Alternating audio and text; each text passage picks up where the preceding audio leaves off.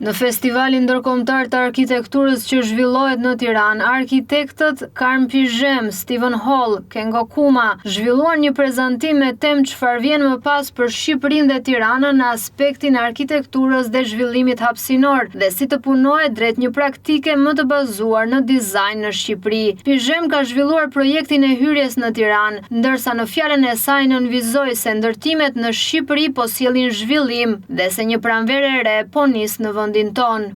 Jam Carmen, jam CEO e RCR Architectures dhe jam këtu dhe tani mirënjohëse e përkushtuar dhe plot përkujdesje 13 muaj pasi morëm thirrjen nga kryeministri të dielën të datës 5 maj për të diskutuar projektin e hyrjes së Tiranës. Ajo telefonat ishte një thirrje për të zgjuar, në mënyrë që ne të jemi në një udhëtim për Shqipërinë, për peizazhin e saj, për njerëzit, për kryeministrin dhe për idiosinkresin e vet. Është një moment vibrant për zhvillimin e vendit dhe më rikujton se çfarë kam ndjerë kur isha 30 vite më e re në kohën kur Franco, diktatori i Spanjës, diq dhe 10 vite më vonë kur vendi u bashkua Bashkimit Evropian me një gëzim të madh e të papërshkrueshëm për të ecur përpara. E ndjej këtë moment nga zëllimi sërish dhe më bën që të çliroj atë pranverë që po nis këtu pas rënies së diktaturës komuniste, kur fasadat u lyen me ngjyra dhe që tani janë të mbushura me imagjinat, ngjyra në të gjithë qytetin dhe në të gjithë vendin. Sinqerisht, nuk dua të besoj që kjo është epoka e artë e arkitekturës në Shqipëri, apo një moment lullëzimi që edhe mund të bjerë. Dua të besoj fort që ky është themelimi i një laboratori të nivelit më të lartë, që në një mënyrë të qëndrueshme dhe të qëndrueshme rrit kapacitetin e shoqërisë nëpërmjet fuqisë së hapësirës. Arkitekti japonez Kengo Kuma, i cili ka ndërtuar qendrën e vizitorëve të Parkut të Butrintit, foli për vizionin që kishte kur vizitoi Shqipërinë për herë të parë, ndërsa bëri një paralelizëm mes vendit tonë dhe Japonisë, duke thënë se ka ngjashmëri mes të dyja vendeve. Vizioni im i parë për Shqipërinë është ai i vizitës sime të parë që pata në Shqipëri, që ishte para 10 vjetësh. Ne kur kishim projektin e Butrintit ishim aty për 3 vite dhe përshtypja ime është që Shqipëria është e ngjashme me Japoninë. Për sa i përket përmasave nuk është vend i madh, por kjo vjen pikërisht për shkak të historisë. Unë vetë kam lindur në vitin 1954 në Yokohama. Dhe në ato vite isha 9 vjeç kur ndodhi lufta e dytë botërore.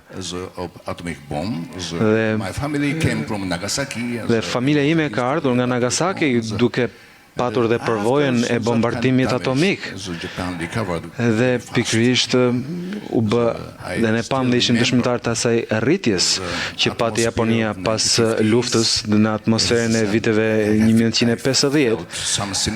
Dhe unë ndjeva këtë lloj ndjeshmërie midis Japonisë dhe Shqipërisë. Dhe duke parë edhe topografinë e Shqipërisë, Shqipëria është një vend malor, me shumë male dhe Butrinti, po ta shikosh, është 4 orë larg dhe po të shikosh janë lugina dhe male njëra pas tjetrës dhe rëndësia e topografisë e kulturës dhe personalitetit është shumë e lidhur dhe gjithmonë sipas ndjesisë sime. Dhe Po të shikojmë topografia është shumë e mirë për diversitetin. Nëse ke një hapësirë boshe, është shumë e vështirë që të mund të kesh mundësi për krijim. Dhe nëse ke lugina dhe male që ndjekin njëra pas tjetrën, aty shikon pikërisht edhe diversitetin. Dhe po të shikosh, edhe vetë mjeshtëria vetë është e lidhur me topografinë. Dhe po të shikosh edhe vetë mjeshtrit e ndërtimit jetojnë në lugina, edhe e njëjta gjë po të shikosh edhe në Japoni, ku kemi pothuajse të njëjtën topografi dhe mjeshtëria është pikërisht për këto lugina dhe ndoshta Shqipëria është kjo lloj mjeshtërie që unë vetë doja të punoja me këto lloj mjeshtërie të përpunimit të gurit, të punimeve të ndërtimit, dhe këto janë aspekte shumë të rëndësishme për vendin, sepse mjeshtëria është një mjeshtëri që sjell komunikimin midis topografisë dhe ndërtimit në vend.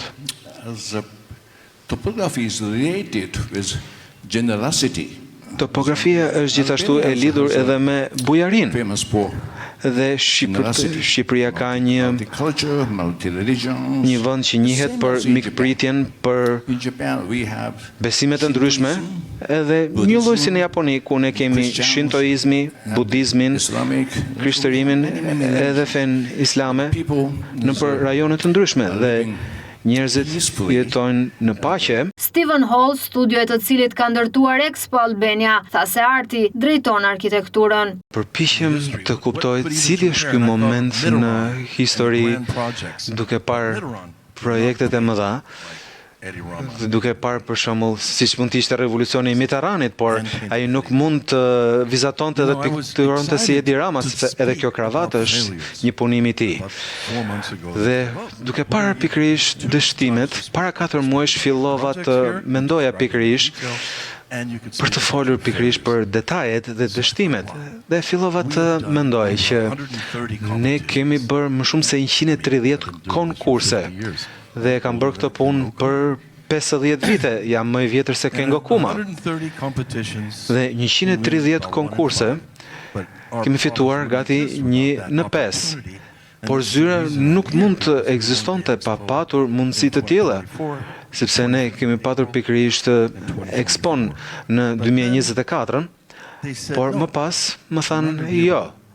Nuk do të flasësh vetëm për dështimet, dhe do të kesh vetëm 5 minuta për të folur, dhe vetëm 5 imazhe.